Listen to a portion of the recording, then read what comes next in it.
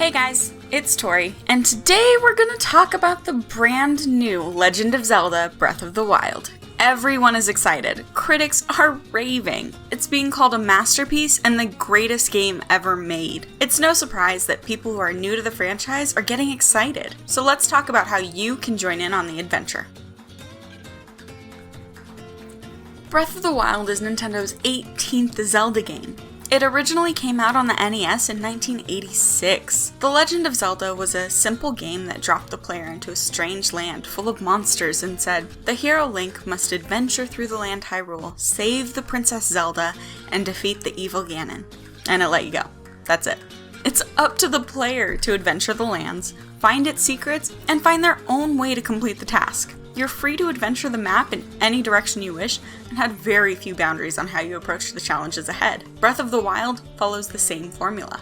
From the get-go, you're shown the location of Zelda and Ganon in a large castle in the middle of the map and told to defeat him.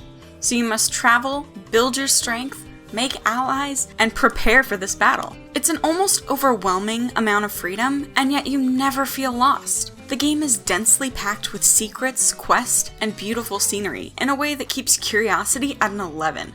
That is the true magic of Zelda games, the adventure. You feel like a hero on a quest. The game allows you to feel courageous in your exploration, wise in your ability to uncover its vast secrets, and powerful against its dangerous foes. With the release of Breath of the Wild, Nintendo has not only featured these values, but they're the backbone of the entire game. Breath of the Wild is the perfect Zelda starting point. You see, each Zelda game is a standalone experience. While there is an underlying story that spans the entire series, it's really unimportant. You absolutely do not need to play one Zelda game to understand another. Hell, most of the time, it's not even the same Link and Princess Zelda, but reincarnations of these characters. Ganon is usually the same asshole though.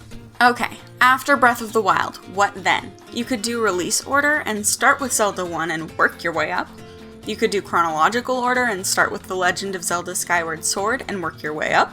But the timeline eventually splits and everything gets so fucking confusing. Or you can do it my way and play the best ones first. So everyone has their favorites, but there are a few standouts everyone can agree on. Let's start with what many people consider the best game of all time, The Legend of Zelda Ocarina of Time. The fifth Zelda game released in 1998 is nothing short of a masterpiece in storytelling, world design, and puzzle solving. It was the first Zelda game to be in 3D, and not only defined a new direction for the series, but set the precedent for all games that came after it.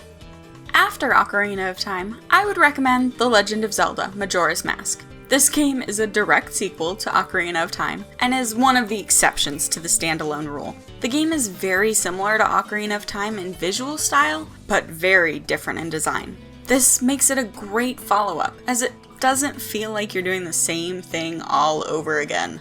The level design, much darker tone. Jesus Christ, that moon. And an emphasis on a new time-traveling mechanic makes the game feel entirely new. Following Majora's Mask, we have something entirely different. The Legend of Zelda, The Wind Waker.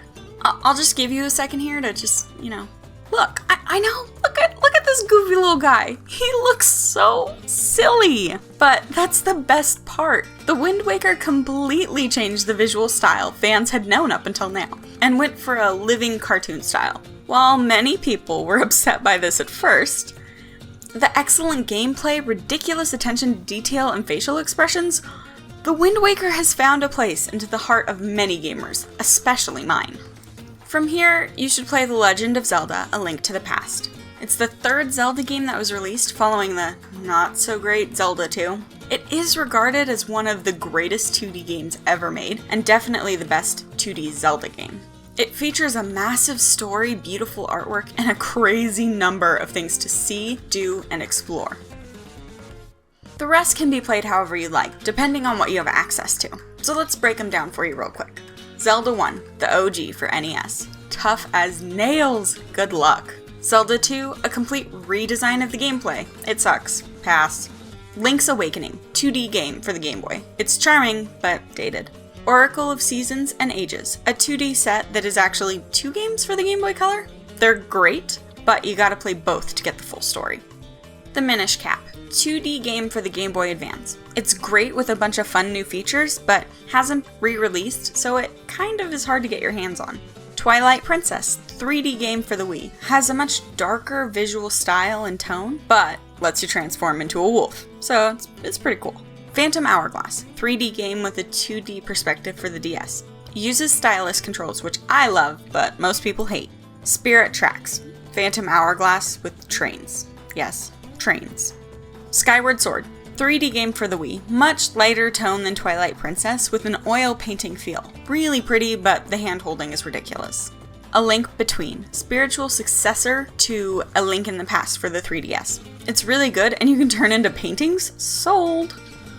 Not only is The Legend of Zelda an iconic symbol of the progression that has occurred in video games, they are genuinely damn fun to play, and every adventure feels like a treat to have been a part of. So grab your sword, get your shield, and get ready to join us on this amazing adventure. Thanks for watching, guys, and let me know what you want to see next.